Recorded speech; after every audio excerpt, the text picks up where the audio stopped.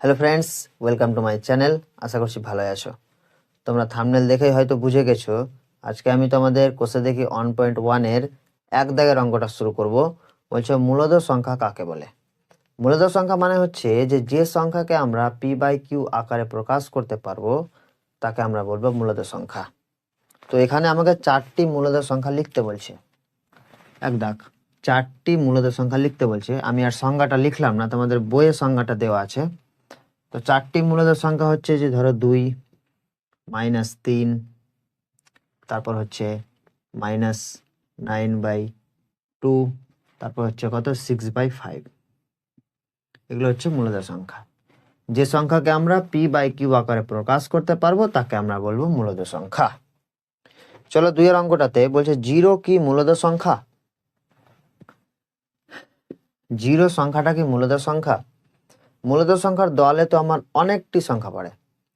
স্বাভাবিক সংখ্যা, অখণ্ড সংখ্যা, ঋণাত্মক সংখ্যা, পূর্ণ সংখ্যা। 0 কি একটা মূলদ সংখ্যা, এটা আমাকে জিজ্ঞাসা করছে। তো 0 হচ্ছে একটা মূলদ সংখ্যা। লিখলাম 0 হলো মূলদ সংখ্যা। তারপর বলছে যে 0 কে p/q আকারে প্রকাশ করতে বলছে।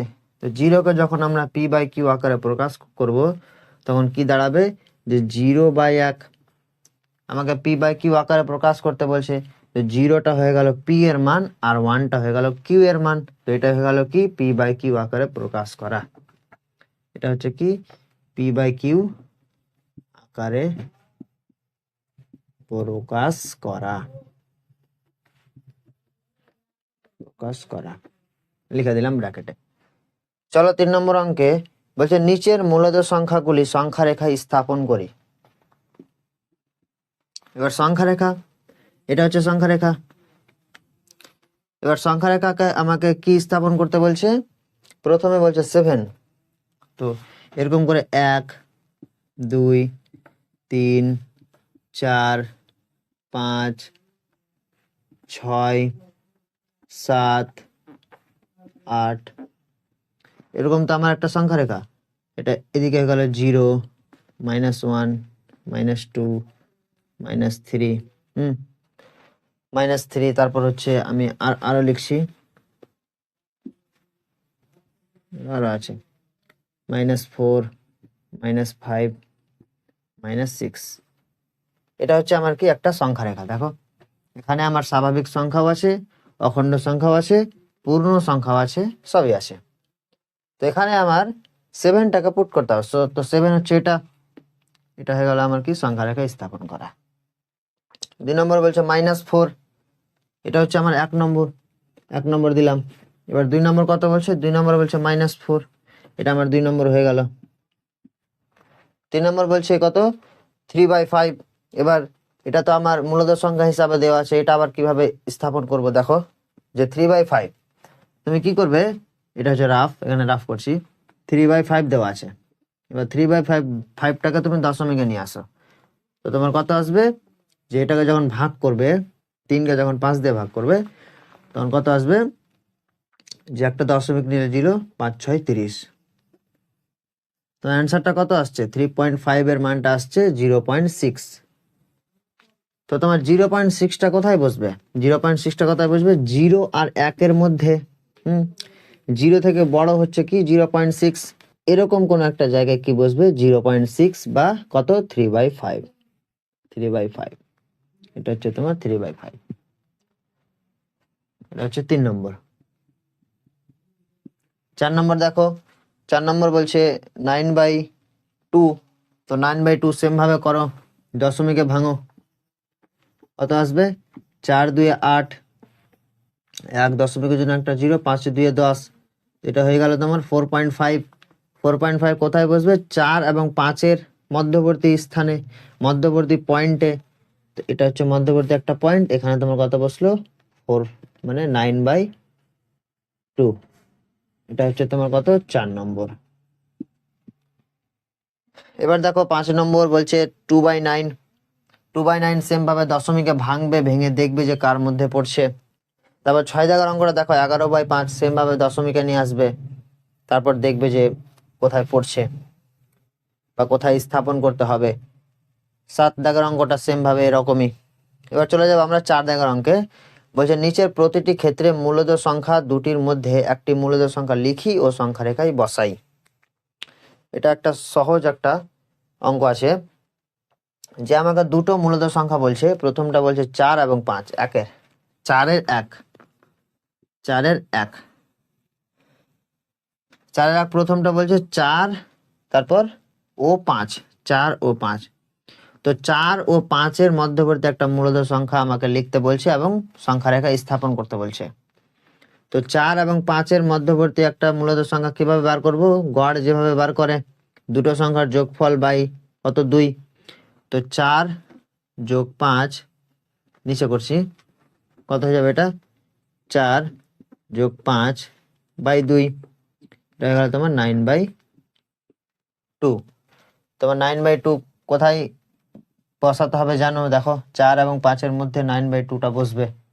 তো এরকম আমি শুধু মূলদ সংখ্যাটা লিখে দিচ্ছি, তোমরা সংখ্যা রেখায় বসিয়ে দিবে। যদি না পারো তো দশমিকে আগে বার করবে, তারপর সংখ্যা রেখায় দেখবে যে কোথায় আসছে। 2 দাগের অঙ্কটা কি বলছে? 1 ও 2 এর মধ্যে। তো 1 ও 2 এর মধ্যে কত আসবে তোমার? 1 যোগ 2 বাই 2, এটা কত আসছে তোমার? 3/2, 3/2 আসছে। 3 দাগের অঙ্কটা দেখো। 3 দাগের অঙ্কটা বলছে যে 1/4 ও 1/2।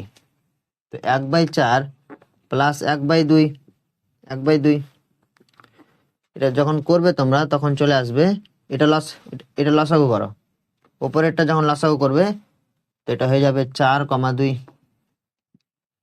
2 2 4, 2 1 2, এটা 4 হয়ে গেল। 4, 1 প্লাস 2, নিচেরটা হয়ে গেল 2।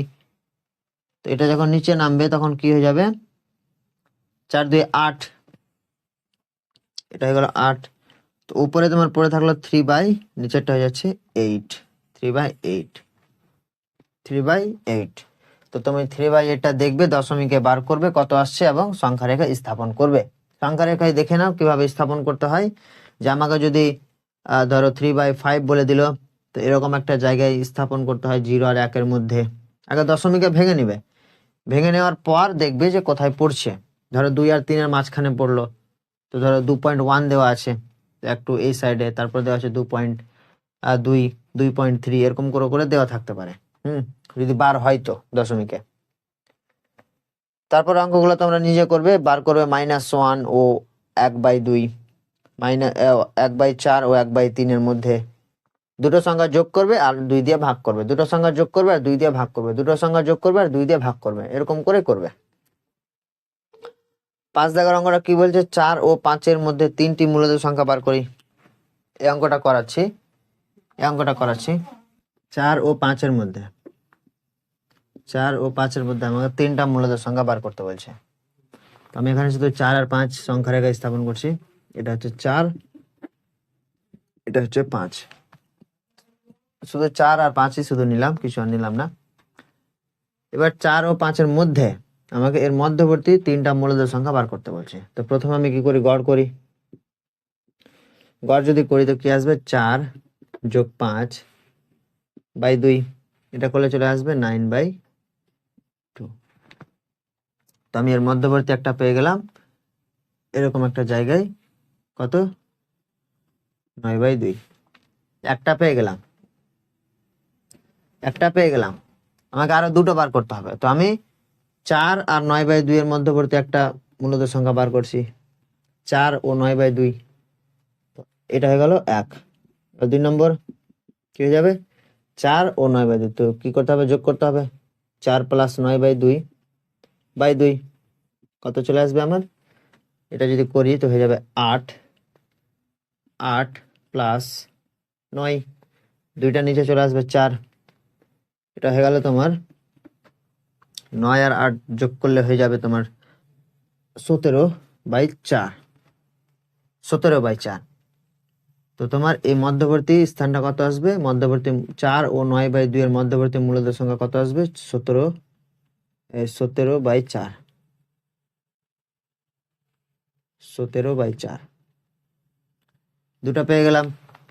এবার আমি তারপর কি বার করব, যে 9/2 আর 5-এর মধ্যে একটা মধ্যবর্তী মূলদ সংখ্যা, আবার যোগ করো 3, 9/2 প্লাস 5 এর মধ্যবর্তী যোগ করে বাই 2 কত হবে তোমার? এটা হয়ে যাবে 9 প্লাস 5 দিয়ে 10, এই 2টা নিচে চলে আসবে, তো 2 দিয়ে 4, এটা হয়ে গেল 19/4। তো 19/4টা হয়ে গেল এরকম একটা পজিশনে, 19/4, 19/4, 19/4 আমি 3টা পেয়ে গেলাম। এরকম এখানে আরো একটা করতে পারো, যে এটা এটা কি আছে, 9/2 আছে, এখানে 9/2 আছে, তো আমি লব হরকে 2 দিয়ে গুণ করে দিলাম। লব হরকে তো 2 দিয়ে গুণ করতে পাবো, তো লব হরকে আমি 2 দিয়ে গুণ করে দিলাম, তো কত আসবে? 18/4। এই মাঝখানেরটা আমার চলে আসবে কত? 18/4। মাঝখানেরটা কত আসবে আমার? 18/4। আমার একটা আসলো কত? 17/4, একটা আসলো 18/4, একটা আসলো 19/4। তা আমি 3টা মূলদ সংখ্যা পেয়ে গেলাম। এরকম করে অঙ্কগুলা করবে।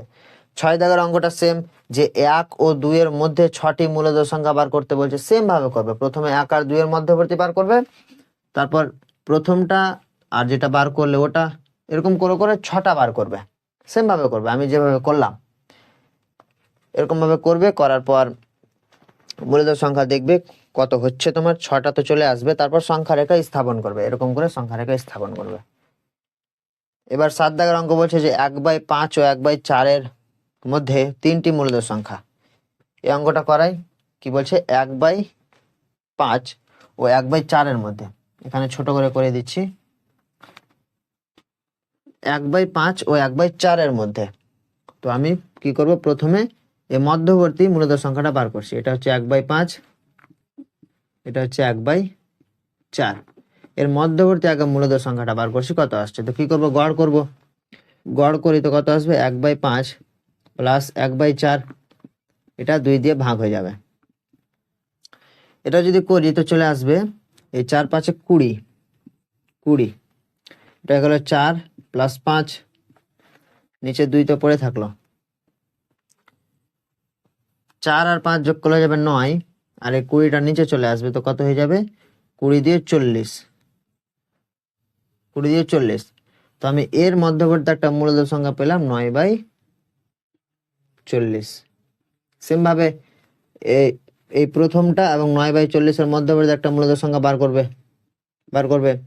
তারপর কি করবে, যে 9/40 আর 1/4 এর মধ্যে একটা মূলদ সংখ্যা বার করবে। এটা হচ্ছে 7 দাগ। এবার আমরা চলে যাব, এবং এই অঙ্কটা তোমার ভেরি ভেরি ইম্পর্টেন্ট অঙ্ক, ভিআইপি। এই অঙ্কটা ভেরি ভেরি ইম্পর্টেন্ট পরীক্ষার জন্য, আমি আগে থেকেই ইম্পর্টেন্ট বলে দিলাম, ইম্পর্টেন্ট। মানে এই অঙ্কটা না, এই টাইপের অঙ্কগুলো হচ্ছে ইম্পর্টেন্ট, তোমাকে পরীক্ষাতে দিয়ে দিবে, বলে দিবে যে 3 ও 4 এর মধ্যবর্তী 3টা মূলদ সংখ্যা বার করো, 1/2 আর 1/3 এর মধ্যবর্তী মূলদ সংখ্যা বার করো, বলে দিবে। তো এই টাইপের অঙ্কগুলো হচ্ছে ইম্পর্টেন্ট। তোমার যদি টাইপ জানা থাকে, তো যতটি প্রশ্ন চলে আসুক তুমি পেরে যাবে। তোমার যদি অঙ্ক যদি জানা থাকে যে হ্যাঁ এই রকম ভাবে অঙ্কগুলো হয়, এবার তুমি যদি অঙ্ক মুখস্থ করো, তো এটা তো করলে হবে না। মুখস্থ করা মানে কি, যে তোমার ওই অঙ্কটাই মুখস্থ থাকবে, আবার নাও থাকতে পারে। এবার তুমি যদি ওই অঙ্কটা প্রসেস জানো, যে অঙ্কটা করে কিভাবে, এবার ওই টাইপের অঙ্ক আসলে তুমি সবটি পারবে অঙ্ক করতে। 8 দাগের অঙ্কতে বলছে বক্তব্যটি সত্য হলে টি, মিথ্যা হলে ফলস। আমাকে ট্রু ফলস বার করতে হবে, সত্য মিথ্যা। 8-এর 1 দাগ বলছে দুটি পূর্ণ সংখ্যা যোগ বিয়োগ ও গুণ করে পূর্ণ সংখ্যা পাই, এটা সত্য। যখন দুটি পূর্ণ সংখ্যা নিব, আমি ধরে নিলাম দুটি পূর্ণ সংখ্যা, একটা 2 আর একটা 4। এবার দুটো যখন যোগ করব, যোগফল কত আসছে? 4 আর 2 যোগ করলে 6, 6টা হচ্ছে পূর্ণ সংখ্যা। এবার এবার এবার যখন দুটো বিয়োগ করব, 2 থেকে 4 বাদ দিলে কত? -2, এটাও মূলদ সংখ্যা। এবার যখন আমরা কি করব, গুণ করব, 2 4 8, এটাও মূলদ সংখ্যা। তো 3 ক্ষেত্রে আমার কি আসছে? মূলদ সংখ্যা আসছে। 2 দাগের অঙ্ক বলছে যে দুটি পূর্ণ সংখ্যা ভাগ করে সর্বদাই পূর্ণ সংখ্যা পাই, এটা মিথ্যা হয়ে গেল। কারণ অনেক সময় ভাগটা কি চলে আসে? দশমিকে চলে আসে, এটা পূর্ণ সংখ্যা হবে না। যেমন যেমন দেখো, যে আমি এখানে একটা 5 বললাম, আমি 5কে 2 দিয়ে ভাগ করছি, 5, এটা এটা একটা কি মানে